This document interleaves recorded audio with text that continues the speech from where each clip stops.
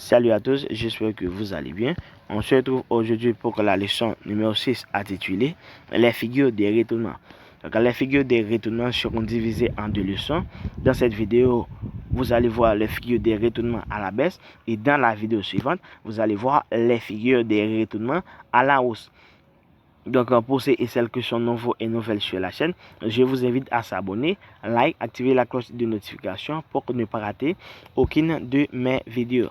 Donc, l'analyse graphique mise en évidence plusieurs figures de retournement. Donc, dans cette vidéo, vous allez voir comment augmenter nos chances de saisir une opportunité. Donc, première figure de retournement à la baisse, le double top. Le double top est à la forme de M. Le double top est formé de deux sommaires, parfois de même niveau et parfois de niveaux différents. Cette figure marquée à la volonté des investisseurs à ne pas laisser le coup.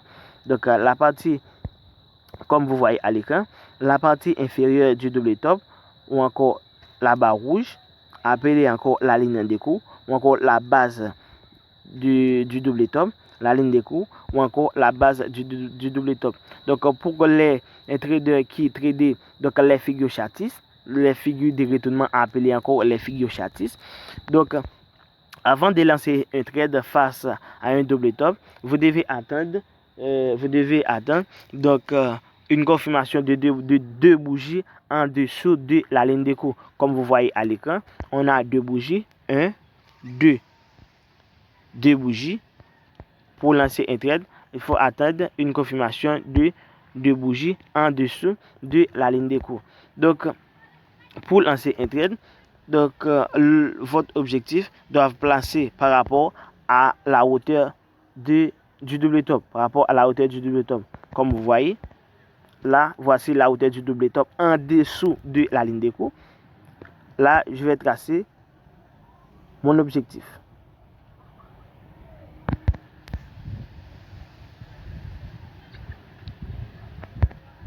Ici, c'est mon objectif en dessous de la ligne de coup par rapport à la hauteur du mon objectif ici par rapport à la hauteur du double top. J'ai tracé mon objectif.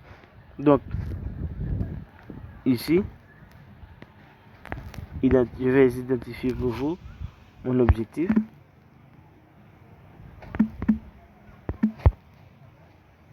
Ici, c'est mon objectif. Un objectif en dessous de la ligne de cours. Donc, passons maintenant au graphique réel. Ici, comme vous voyez à l'écran, sur la graphique du DOG face au ISDT, j'ai trouvé donc un double top.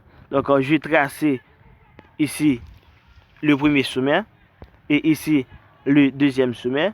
Ici, c'est à la ligne des cours et ici, c'est mon objectif.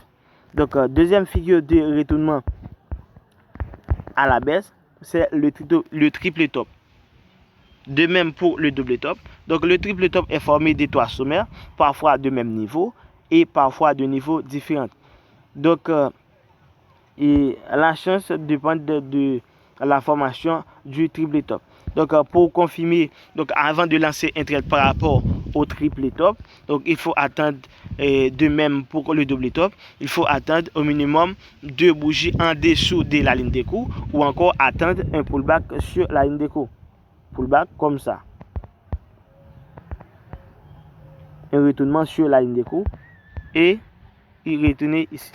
Donc, soit attendre une confirmation de deux bougies en dessous de la ligne de cours, soit atteindre un pullback sur la ligne de cours. Donc, l'objectif du triple top dépend de la hauteur du triple top. De même pour le double top, l'objectif du triple top dépend de la hauteur du triple top. Et voici la hauteur du triple top.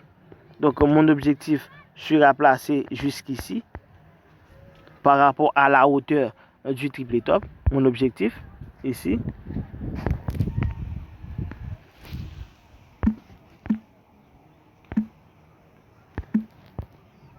Mon objectif en dessous de la ligne de cours.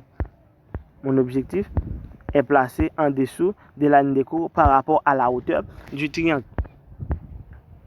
Donc, passons maintenant au graphique réel.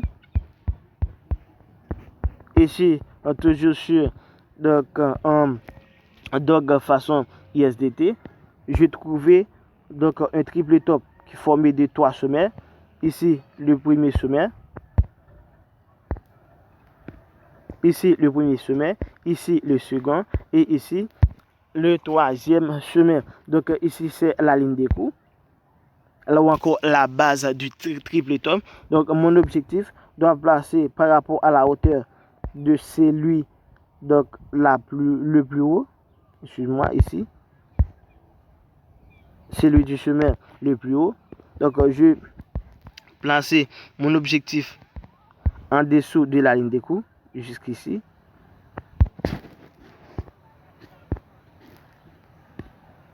Mon objectif est placé, sera placé encore en dessous de la ligne des coups.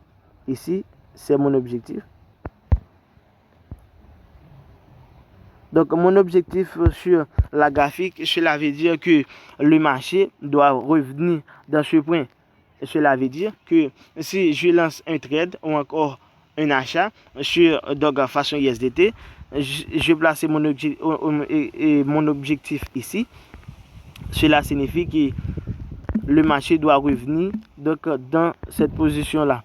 Donc, là où vous voyez objectif, cela veut dire que le marché doit revenir jusqu'ici. Donc, là, si je veux lancer un trade, je dois placer mon stop loss, mon take profit dans mon objectif et mon stop loss au-dessus de ma ligne de cours. Là, c'est validé. Et puisque c'est déjà fait ici, comme vous voyez, ici, c'est complètement validé. Donc, troisième figure de retournement à la baisse, c'est l'épaule tête-épaule. Donc, l'épaule tête-épaule est formée des 3 sommaires, mais celui qui est au centre est plus haut que les autres. Donc, comme vous voyez à l'écran, épaule gauche, tête et épaule droite. Donc, ici, barre rouge, la ligne de coups. De même pour les autres figures de retournement à la baisse. Donc, la confirmation de l'épaule tête-épaule. Vous devez attendre en premier lieu, donc soit une confirmation de 2 bougies, ici, une confirmation de 2 bougies en dessous de la ligne des coups, ou soit attendre un pullback sur la ligne des coups. Revenir ici, retournement sur la ligne des coups et descendre. Donc, pour lancer un trade face à l'épaule, la tête-épaule, donc l'objectif des traders seront placés par rapport à la hauteur de l'épaule tête-épaule, comme vous voyez.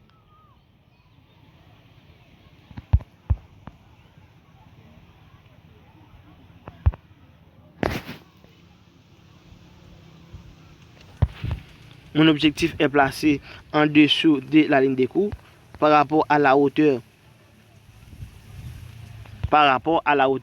de l'épaule tête-épaule. Objectif.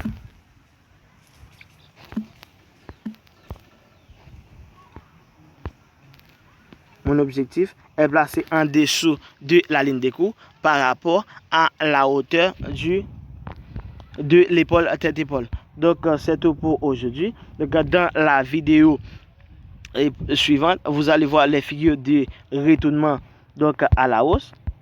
Et ensuite, les figures de retournement, les figures de continuation, qu'il soit continuation à la hausse, qu'il soit continuation à la baisse. Donc, dans les vidéos suivantes, vous allez voir les figures de retournement et à la hausse et les figures de continuation.